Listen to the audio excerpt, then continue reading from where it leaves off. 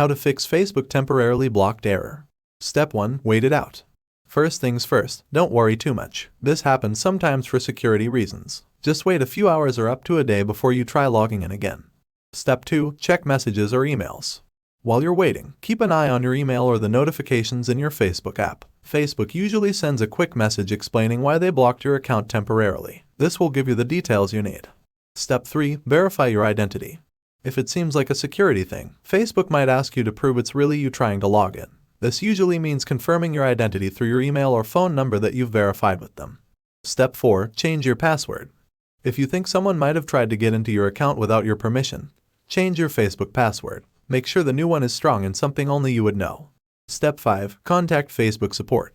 If none of these steps work or you think it's just a mistake, don't worry. Contact Facebook support for help. You can go to the Facebook Help Center or find support options right on the platform.